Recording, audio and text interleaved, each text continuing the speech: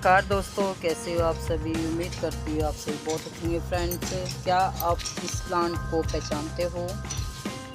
Friends, यह पौधे हैं हरे हरे प्यारे प्यारे रेन लिली के प्लांट्स, जो कि नाम से ही पता चलता है कि ये बारिश आने पर ही फूल उगते हैं और सर्दियों में ये डोरमेंसी में चले जाते हैं, किंतु अब इसका ग्रोथ का समय है, तो आप इसको रेन लिली को फिलहाल में ग्रो कर सकते हैं।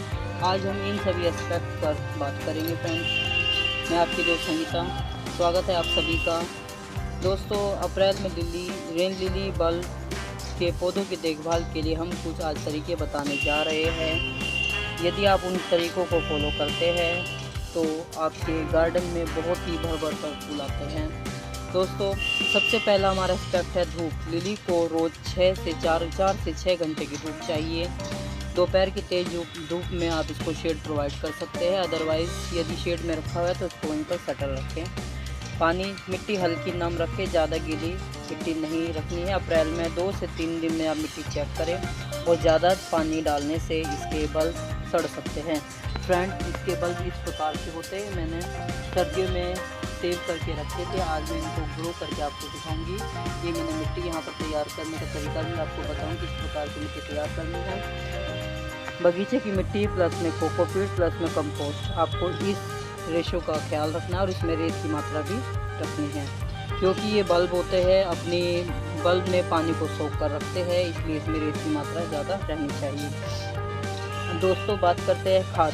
हर 15 दिन में हल्की खाद दें, इस्तेमाल करें वर्मी कंपोस्ट या गोबर की खाद या हल्का लिक्विड फर्टिलाइज़र। फ्रेंड्स, अब गर्मियों में इसमें गोबर की खाद का लिक्विड फर्टिलाइज़र बनाया हुआ था, वह मैंने परसों ही इसमें डाला है और समय समय पर मैं इसमें वर्मी कंपोस्ट या गोबर की खाद भी डालती रहती हूँ। आप भी इसी प्रकार से यदि कार्य करते हैं तो हमारे पौधे खूब फूल देंगे और खूब उसमें एनर्जी रहेगी।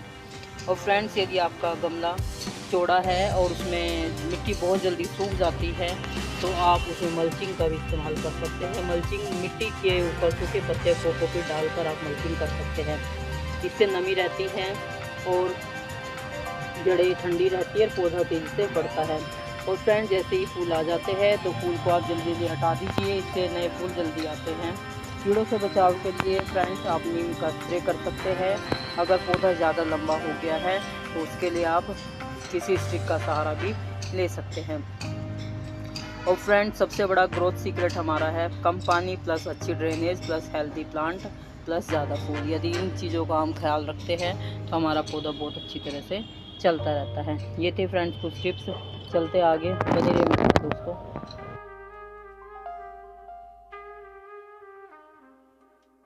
अप्रैल में एक्स्ट्रा केयर के लिए आपको प्रो टिप्स क्या क्या अपनाने हैं। पहले तो आप तापमान कंट्रोल रखिए, जो कि इसके लिए बहुत ज़्यादा ज़रूरी है। ये सब मेरे पास रेन लिली के प्लांट्स हैं। मेरे पास बड़े वाले रेन लिली का जिसका फूल बहुत बड़ा साइज़ का आता है, पिंक, दोनों पिंक कलर के हैं और यहाँ पर वाइट कलर के भी, और मेरे पास येलो कलर के भी रेन लिली के बल्ब हैं। फ्रेंड्स, यदि आप तापमान कंट्रोल करते हैं तो आइडियल टेम्परेचर का 15 से 18 डिग्री का होना चाहिए। अगर बहुत गर्मी हो, गमले को सीधी ज़मीन में न रखें, थोड़ा ऊपर रखें, जड़ें पूरी रहे ताकि। और पोट सिलेक्शन, पोट आपका रेन लिली के लिए सही सेलेक्ट करना चाहिए। ज़्यादा गमला थोड़ा गहरा होना चाहिए, कम से कम 8 से 12 इंच। नीचे होल ज़रूर करें, छोटा या शैलो पोट। दोस्तों, और अब हमें एक चीज़ और बतानी थी आपको। अभी जैसे कि आज बारिश आई थी, ओले भी पड़े थे दिल्ली में। शायद यह ओले कहाँ थे, यदि आपके यहाँ भी पड़े तो प्लीज़ कमेंट करके ज़रूर बताइएगा। हमें इसकी सारी जितनी पत्तियाँ ऊपर की वह हटा देनी है। हटाने के बाद इसमें हम थोड़ा सा कोकोपीट डालकर छोड़ेंगे ताकि, और वर्मी कंपोस्ट दोनों मिक्स करके छोड़ेंगे ताकि हमारे पौधे को अच्छी तरह से एनर्जी मिले। इसका आपको यदि आप कर देते हैं तो हमारा पौधा अच्छी तरह चलता रहेगा। और friends, bulb placement secret. Bulb को बहुत ऊपर या बहुत नीचे न लगाए। यदि बहुत ज़्यादा नीचे लगा देते हैं तो उसमें फूल छोटे आते हैं और वो अच्छी तरह खिलते भी नहीं हैं। और बल्ब की हाइट या 2-3 गुना गहराई में लगाएं। तो स्मार्ट वाटरिंग ट्रिक हमारा है, सुबह जल्दी पानी दें, 6 से 8 बजे के करीब। पत्तियों पर पानी न डालें, फंगस की प्रॉब्लम क्रिएट हो सकती है। सिर्फ मिट्टी में ही आपको पानी डालना है। फ्लावर बूस्टिंग ट्रिक, जब बर्ड्स आने लगे NPK 10-20-20 या बनाना पील फर्टिलाइज़र का आप प्रयोग कर सकते हैं। इससे फूल बड़े और ज़्यादा आते हैं।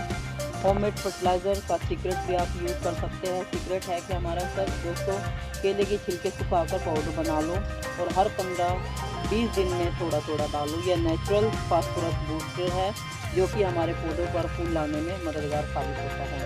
और friends, reporting soil losing, reporting मिट्टी सख्त हो जाए तो हल्का सा ऊपर से खोद का लूज करे, रूट को ऑक्सीजन मिलेगी, हमारे बल्ब का साइज भी बढ़ेगा, फूलों का साइज भी बढ़ेगा। और येलो लीव्स यदि आपके पौधे में दिख रही है तो ओवर वाटरिंग या फंगस का संकेत होता है। वो तो आपको बता रहे हैं कि आप या तो आप ओवर वाटरिंग कर रहे हैं या आपके पौधे में फंगस की प्रॉब्लम आ चुकी है। Cutting and after flower care, पूरा खत्म होने के बाद पूरा स्टेम तुरंत मत काटो जब तक पत्ते येलो न हो जाए, रहने दो, इससे बल मजबूत होते हैं नेक्स्ट सीजन के लिए। सुपर ग्रोथ फॉर्मूला याद, हमेशा धूप प्लस हल्का पानी प्लस गीली मिट्टी, सही खाद, फुल ब्लूमिंग के साथ। और फ्रेंड देखिए, मैंने ये सभी के सभी इसकी पत्तियाँ काट दी हैं। पत्तियाँ काटने का कारण है कि जब इसमें नई पत्तियाँ आएंगी तो बहुत बड़ा साइज़ का फूल लेकर आएंगी और बहुत ही अभी ये एनर्जी सिर्फ बल बनाने में लगाएंगे। और हमें अब जैसे बारिश का मौसम धीरे धीरे शुरू हो जाएगा 1 महीने बाद, तो इसमें फूलों की मात्रा बढ़ानी है, तो हमें इस कार्य को अवश्य कर लेना चाहिए। अप्रैल में इस कार्य को आप अवश्य कर लीजिए ताकि हमारे रेनीली पर भर भर कर फूल आने लगे। देखिए सभी के हमने हटा दिए, साथ साथ इसकी देखिए इसकी जितनी भी एक्स्ट्रा पत्तियाँ वगैरह उनको भी हटा देते हैं। ये जो पत्तियाँ वगैरह से निकल जाती है और इसमें धूप लगाएंगे। जैसे ही इसमें धूप लगेगी तो हमारा पौधा ग्रो करने लगेगा।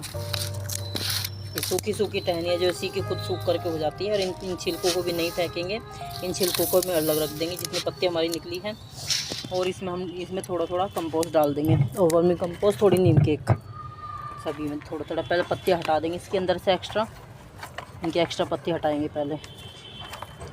जितनी भी एक्स्ट्रा पत्ती उनको हाथ से सावधानीपूर्वक निकालेंगे। देखिए इसमें फंगस की प्रॉब्लम है, तो फंगस की प्रॉब्लम को दूर करने के लिए दोस्तों मैं यहाँ पर नीम केक लेकर आई हूँ। नीम केक को इसमें स्प्रे कर देंगे थोड़ा थोड़ा ऐसे, और थोड़ा सा कोकोपीट भी डाल देंगे और थोड़ा सा वर्मी कंपोस्ट भी, ताकि हमारे पौधे को एनर्जी मिले। यही कार्य हम इन पौधों में सभी गमलों में करेंगे इस प्रकार से। पहले पत्ती हटा देते हैं, यदि पत्ती इसमें रह जाएगी तो फंगस की प्रॉब्लम उत्पन्न हो सकती है।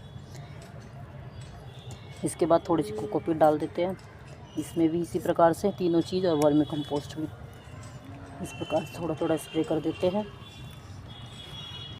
ये सभी की पत्तियाँ काट दी, अब इसमें सब में वर्मी कंपोस्ट और गोबर की खाद और नीम खली डालकर छोड़ देती इस प्रकार से स्प्रे करके, और जिसमें ताकि हमारे पौधों को नई एनर्जी मिलेगी और साथ साथ हमारे पौधे अच्छी फ्लावरिंग भी करेंगे। इन कार्यों को आप अभी अप्रैल में कर लीजिए। यदि आप इस समय पर नहीं करेंगे तो हमारे फूलों का साइज़ छोटा रहेगा।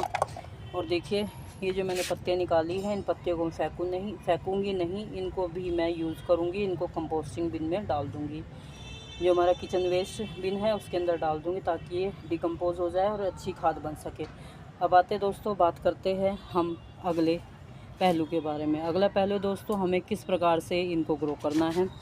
सबसे पहले बात करते हैं मिट्टी के बारे में। फ्रेंड्स, मैंने मिट्टी बनाई है। मिट्टी में मैंने 40% मिट्टी रखी है, 40% ही उसमें रेत रखी है, 20% में गोबर की खाद, नीम खली, सरसों खली और हमारी थोड़ी सी कोकोपीट है। इन सबको मिक्स कर लूँगी।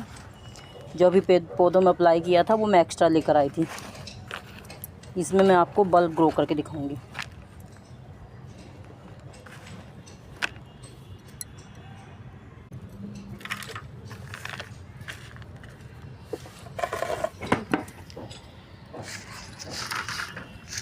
दोस्तों मैंने इसके अंदर ये अब मिट्टी तैयार कर ली। मिट्टी जो पॉट है, पॉट मैंने एक टोकरी ली है जो बकेट हमारे घर में होती है सब्जी वाली। अभी इनकी पॉट तैयार करने के लिए ही इसे मैं ग्रो कर रही हूँ। सबसे पहले जो हमारा पहलू है, सबसे पहले हम करेंगे इस मिट्टी को मिक्स, और इसका ड्रेनेज होल भी हमने बना लिया है पॉट का। अब इसके बाद जो हमारी ये सैपलिंग्स हैं, इनको इस प्रकार से ज़्यादा गहराई में नहीं लगाना, इनको इस प्रकार से इसमें सेट करते जाएँ।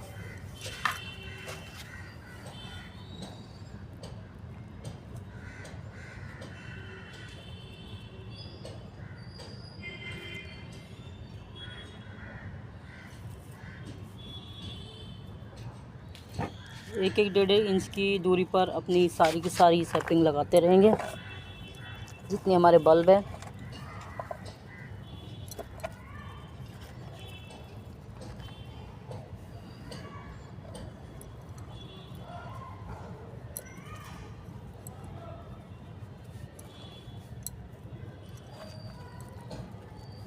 और 3 से 4 दिन में इसमें पत्ती आनी शुरू हो जाएगी, वह भी मैं आपको दिखाऊंगी।